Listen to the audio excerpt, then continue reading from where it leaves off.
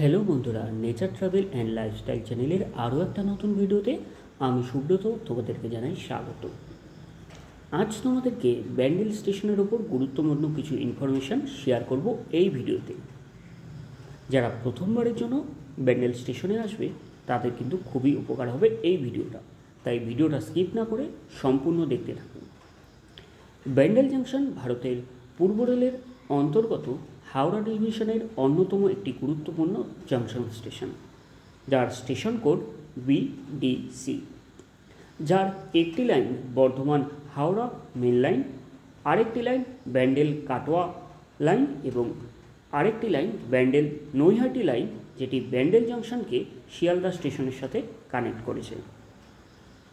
হাওড়া থেকে 38 কিলোমিটার দূরে হুগলি জেলায় অবস্থিত এই স্টেশনের টোটাল প্ল্যাটফর্ম রয়েছে মোট 7টি, যার মধ্যে 6 নম্বর প্ল্যাটফর্মে মূলত ব্যান্ডেল থেকে নৈহাটি যাওয়ার ট্রেন চলাচল করে এবং এই 6 নম্বর প্ল্যাটফর্মে কেবলমাত্র 9 কোচের লোকাল ট্রেনের অকুপেন্সি রয়েছে, অর্থাৎ এই 6 নম্বর প্ল্যাটফর্মে কেবল 9 কোচের লোকাল ট্রেন দাঁড়াতে পারবে।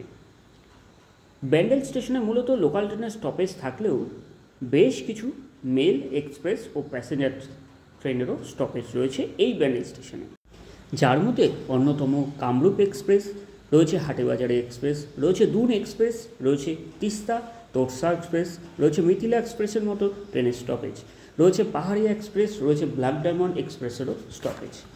এছাড়া রয়েছে কবিগুরু এক্সপ্রেস, হুল এক্সপ্রেস, বিশ্বভারতী প্যাসেঞ্জারের মতো গুরুত্বপূর্ণ বেশ কিছু ট্রেনের স্টপেজ রয়েছে এই ব্যান্ডেল স্টেশনে। এই ব্যান্ডেল স্টেশনের বাইরে রয়েছে SBI ATM, রয়েছে খাবারের হোটেল, রয়েছে অটো টোটো স্ট্যান্ড। স্টেশনের 1 নম্বর প্ল্যাটফর্মের বাইরে রয়েছে অসংরক্ষিত টিকিট কাউন্টার লোকাল এবং এক্সপ্রেস ট্রেনের জন্য, রয়েছে রিজার্ভেশন টিকিট কাউন্টার যা সকাল 7টা থেকে রাত 8টা অবধি খোলা থাকে। এছাড়াও ATVM মেশিন রয়েছে যেখান থেকে তোমরা টিকিট কাটতে পারো, রয়েছে রেস্টরুম, রয়েছে পে অ্যান্ড ইউজ টয়লেট, আর রয়েছে সাবওয়ে যা এই স্টেশনে সবকটি প্ল্যাটফর্মকে কানেক্ট করছে, রয়েছে ওভারব্রিজ। এছাড়াও রয়েছে এসকেলেটর যেটি 3 ও 4 নম্বর প্ল্যাটফর্ম এবং 5 এবং 6 নম্বর প্ল্যাটফর্মের মাঝখানে রয়েছে, অর্থাৎ 3 ও 4 নম্বর প্ল্যাটফর্মকে 5, 6 এবং 7 নম্বর প্ল্যাটফর্মকে কানেক্ট করছে। এই স্টেশনে 3 এবং 4 নম্বর প্ল্যাটফর্ম এবং 5 ও 7 নম্বর প্ল্যাটফর্মে রয়েছে পুরুষদের জন্য টয়লেট। এছাড়া এই স্টেশনের পাশে রয়েছে UMU কারশেড এবং গুডস ইয়ার্ড, রয়েছে ফুটওভার ব্রিজ যা 1 নম্বর থেকে 7 নম্বর অবধি কানেক্ট রয়েছে। তার পাশেই রয়েছে এই গুডস ইয়ার্ডের বিশাল বড় লাইন যেখানে কিন্তু মালগাড়িগুলো দাঁড়িয়ে থাকে।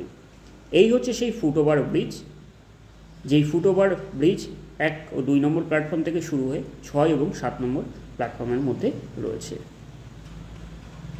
বেশ কিছু মেল, এক্সপ্রেস, প্যাসেঞ্জার ট্রেনের স্টপেজ আরও একবার বলছি এই ব্যান্ডেল স্টেশনে রয়েছে।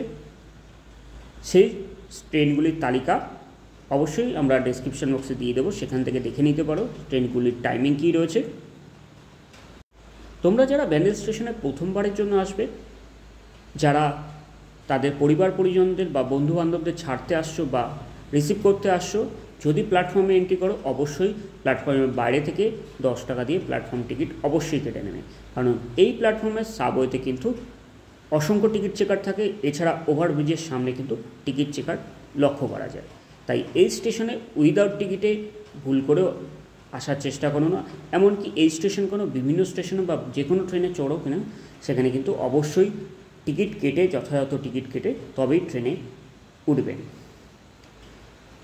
এছাড়া বলে রাখি 6 নম্বর প্ল্যাটফর্ম থেকেই মূলত ব্যান্ডেল নৈহাটি লোকাল ছাড়ে, আর এই স্টেশনের বাইরে থেকে বেশ কিছু ঘোরার জায়গা রয়েছে যেখানে আসলে তোমরা ব্যান্ডেল স্টেশন থেকে এই জায়গাগুলোকে ঘুরে আসতে পারো। তার মধ্যে রয়েছে ব্যান্ডেল চার্চ অন্যতম, রয়েছে ইমামবাড়া। তোমরা ব্যান্ডেলে আসলে ইমামবাড়া এবং ব্যান্ডেল চার্চ অবশ্যই একবার ঘুরতে যাও। এছাড়া রয়েছে নতুন আকর্ষণ হয়েছে এখন লাহিড়ী বাবার আশ্রম।